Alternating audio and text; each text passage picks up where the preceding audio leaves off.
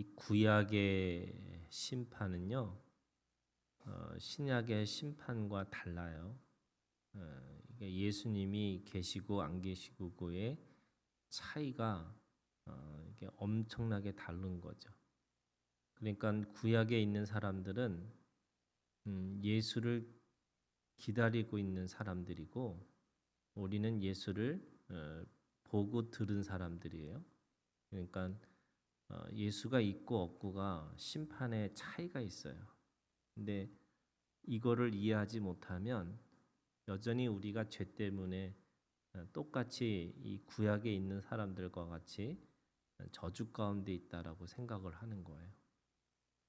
제가 그 전도 폭발이라고 하는 거를 가지고 이 전도를 해봤는데, 이 전도 폭발은 그 먼저 복음을 전하는 거잖아요. 근데 그 복음을 전하기 전에 오늘 밤 당신이 죽는다면 천국에 갈 수 있을까요? 없을까요? 저는 사람들이 당연히 모든 믿는 사람들은 그 행위의 구원이 아니라 다 믿음으로 구원받는 거라고 생각하기 때문에 당연히 간다 이렇게 얘기할 줄 알았어요. 그런데 교회를 열심히 다니고 신앙생활을 오래 했다고 하는 사람들도 글쎄 제가 요즘에 죄를 많이 져서 천국에 갈지 안 갈지 잘 모르겠어요 라고 하는 대답을 하더라고요. 이 말은 무슨 말이냐면 여전히 이 구약의 관점, 예수가 없는 관점에서 저주를 생각하고 심판을 얘기하는 거예요. 구약에 있는 모든 말씀은요, 예수를 믿으라고 얘기하는 거예요. 예수를 믿어야지만 그 저주와 심판이 또는 고난이 다르게 이해되고 설명되어질 수 있다는 거예요. 그러면 예수 믿는 사람은 고난이 없느냐? 아니요, 고난이 있죠. 그런데 이 구약에서 받는 이 고난과 예수를 믿고 받는 고난의 차원이 달라요. 이 예레미야에서 이스라엘 백성들에게 말씀하고 있는 것은 빨리 예수를 믿으라라고 하는 말씀이에요. 그러니까 그 차원에서 우리가 이해를 하지 않으면 여전히 죄 가운데 우리가 어떤 고난을 만날 때마다 사람들을 뭘 하냐면 죄를 묵상하게 돼 있어요. 그래서 모든 선지자들, 그러니까 예레미야든 뭐 다니엘서든 에스겔서든 이사야든 구약에서 말씀하고 있는 모든 고난은요 다 예수를 믿으라고 하는 그런 뜻으로 우리에게 읽혀야 되는 거예요. 그럼 예수 믿는 게 어떻게 왜 중요하냐? 모든 것의 구원의 반석이기 때문에 그런 거죠. 그래서 오늘도 마찬가지예요. 지금 17절부터 25절은 백성들에게 하나님의 심판이 하나님의 진노가 임할 것이다. 그렇기 때문에 17절에 뭐라고 그러냐면 에어싸인 가운데 앉은 자여 네 짐 꾸러미를 이 땅에서 꾸리라 이렇게 에어싸인 가운데 앉은 자 이게 동서남북에 갈 데가 없는 거예요. 절망 가운데 있는 거예요. 지금 사람들이 잡혀갔다는 소식을 들었어요. 그런데 그들이 가지고 있는 마지막 보루가 뭐냐면 예루살렘의 성에 있으면 자신들은 안전하다고 생각하는 거예요.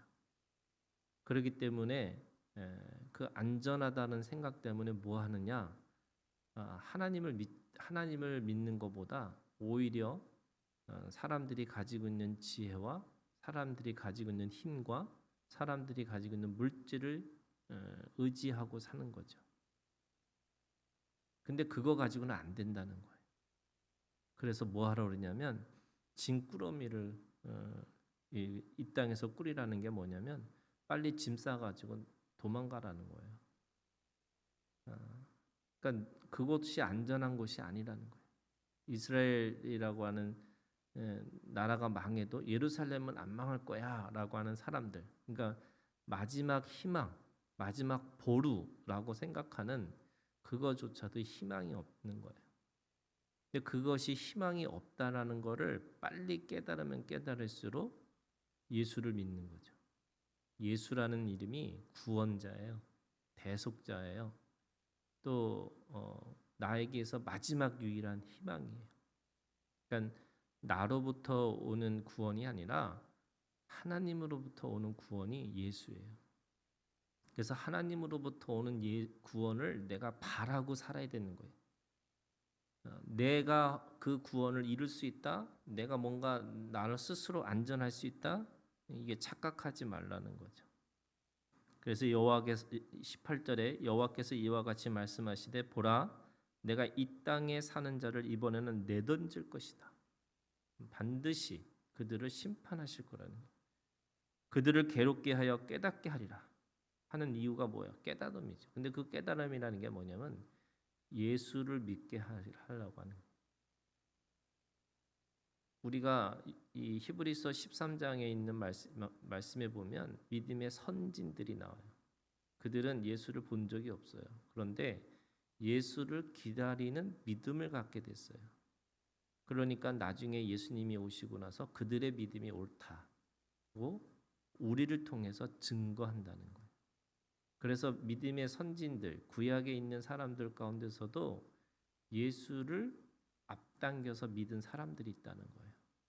그들이 믿음의 선진들이. 그러면 빨리 깨달아야 되는 거잖아요. 근데 그들은 깨닫지가 않아요. 슬프다 내 상처 내가 중상을 당하였도다. 그러나 내가 말하노라 이는 참으로 고난이라 내가 참아야 하리로다. 중상까지 임했는데, 그러니까 거의 죽을 것까지 갔는데도 불구하고 사람들이 예수를 믿지 않는다는 거예요. 그러니까 희망이 없는데도 불구하고 자꾸 그 안에서 사람들이 자기 안에서 희망을 찾으려고 하는 거예요. 진짜 절망을 만나야지 예수를 보고 예수를 만날 수 있는데 그 안에서 자기 안에서 계속 괜찮을 거라고 좋을 거라고 이 거짓 선지자들이 얘기하는 평안하다 평안하다 자꾸 자기에게 뭔가 있을 거라고 얘기하고 있는 거예요. 그래서 20절에 네 가지가 없다는 거예요. 이 네 가지를 깨달아야 되는 거거든요. 첫 번째가 내 장막이 무너지고 내가 안전하다고 생각하는 공간은 반드시 그 무너질 수밖에 없어요. 나의 모든 줄이 끊어졌으며 이 말은 뭐냐면 장막을 맬 수 있는 줄조차도 이제 끊어졌다는 거예요. 장막도 무너졌지만 다시 장막을 세울 수도 없어요. 왜? 줄이 끊어졌으니까. 거기다가 내 자녀가 나를 떠나가고 있지 아니하니 내 자녀들을 떠나요. 더 이상 내가 보호자가 될 수가 없다는 거예요. 내가 누군가를 보호하고 내가 그거를 힘을 가지고서 그들을 보호해 줄 수 있는 힘조차도 없다는 거예요. 이거 깨달아야 되는 거거든요. 그러니까 공간도 없고 다시 세울 힘도 없고 내가 누군가를 보호할 수도 없고 그 다음에 내 장막을 세울 자와 내 휘장을 칠 자가 다시 없도다. 사람들도 다 떠났다는 거예요. 이 동서남북에 또는 위아래를 다 무너져 있는 이거를 이 동서남북을 막힌 거는 물 없는 구덩이지만 동서남북과 이 위도 아래도 다 막힌 거를 뭐라 그러냐면 이걸 감옥 생활이라고 그래요. 이 감옥 생활을 깨달아야지만 하나님을 만날 수가 있는 거죠. 이 감옥 생활을 인정해야지만 예수 그리스도를 나의 주님으로 받아들일 수가 있는 거예요. 근데 이거 깨달아야 되는데 목자들은 어리석어 여호와를 찾지 아니하므로 형통하지 못하며 그 모든 양떼는 흩어졌도다. 자기에게 맡겨진 생명도 그러니까 뭐냐면요 이런 거예요. 목자인데 이 목자가 어리석으니까 그 목자로서의 역할을 못하고 이제는 사명도 이루고 살지 못하는 거예요. 우리가 예수를 믿는 것으로만 끝나는 게 아니거든요. 예수를 믿어서 우리에게 주어진 하나님의 일을 감당하라고 우리를 이 땅에 부르신 거예요. 우리가 여전히 육체 가운데 사는 것은 이제는 그 육체를 가지고 그리스도의 믿음, 그 믿음으로 드러내고 살아라는 거거든요.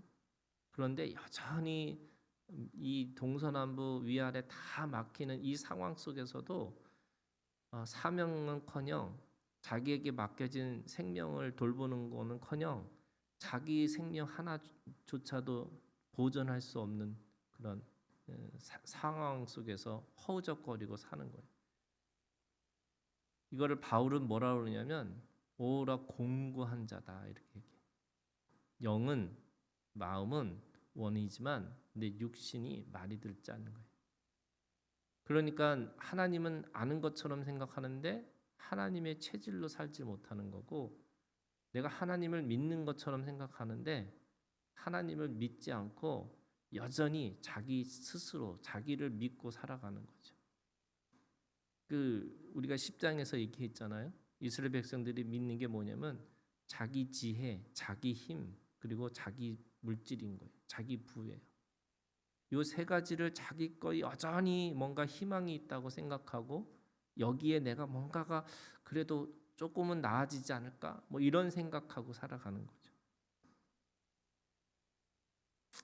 22절 북방에서부터 크게 떠드는 소리, 이게 바벨론에 이제 쳐들어와서 그들을 황폐하게 할 거고 승냥이의 거처가 될 거예요. 원래는 목자가 그 자신의 양떼들을 돌보는 목장인데요. 그 목장이 어떻게 되냐면 승냥이의 거처가 됐어요. 이 원래 양들이 거하고 양들이 그 안에서 풀을 뜯고 또 이 양들이 자라나야 되는데 거기에 승냥이의 거처가 됐다. 그래서 기도합니다. 여호와여, 내가 알거니와 사람의 길이 자신에게 있지 아니하니 걸음을 지도하고 걷는 자에게 있지 아니하니. 자기 길을 걷는 것 자체가 자기가 주체가 될 수가 없어요. 그래서 사람이 계획은 사람은 머리는 하나님이 주셨어요. 그래서 계획을 한다 할지라도 그 걸음을 인도하시는 것은 하나님이시라는 거죠. 결국 주님을 찾아가는 길이 되고 주님을 쫓아가는 길이 되고 또 주님의 이 목적을 따라 살아야 되는 것이 우리의 삶인데 주님도 찾지도 않고 또 주님의 길도 모르고 또 자신이 가지고 있는 이 하나님의 뜻도 목적도 모르는 거죠. 24절 여호와여, 나를 징계하옵시되 너그러이 하시고 진노를 하지 마옵소서. 주께서 내가 없어지게 하실까 두려워하나이다. 지금 그래도 하나님 앞에 기도합니다. 진노를 하지 마시고, 진노라는 것은 하나님의 마지막 최종적인 심판을 진노라고 그래요. 그래서 우리가 믿는 사람들은 하나님의 환난 가운데는 들어가도 하나님의 진노 가운데는 거할 수 없다는 거예요. 진노가 왜냐하면 최종적인 심판이기 때문에 그래요. 그래서 그 최종적인 심판에 들어가지 않기를 기도하는 거죠. 하나님이 마지막에 이 심판을 더 이상 돌이킬 수 없는 그런 심판을 우리에게 그렇게 내리지 않기를 기도하고 있죠. 25절 주를 알지 못하는 이방 사람들과 주의 이름으로 기도하지 않는 족속들에게 주의 분노를 부으소서. 그들은 야곱을 씹어 삼켜 멸하고 그의 거처를 황폐하게 하였나이다. 오히려 하나님, 우리를 이렇게 고난 가운데 있는, 우리를 지금 괴롭히고 있는 이 원수들을 하나님 심판하여 주시옵소서. 지금 예레미야는 어떻게 보면 이 눈물의 선지자잖아요. 눈물로 호소하고 있는 거예요. 뭐라고 그러냐면 예수 믿으라고, 구원자를 하나님 앞에 찾으라고, 자신을 신뢰하고 자신의 성을 신뢰하고 자신이 가지고 있는 잘못된 생각에 신뢰하고 살아가지 말고 말씀을 신뢰하고 하나님을 찾아서 하나님 앞에 다시 구원을 호소하고 하나님의 긍휼을 구하고 살라고.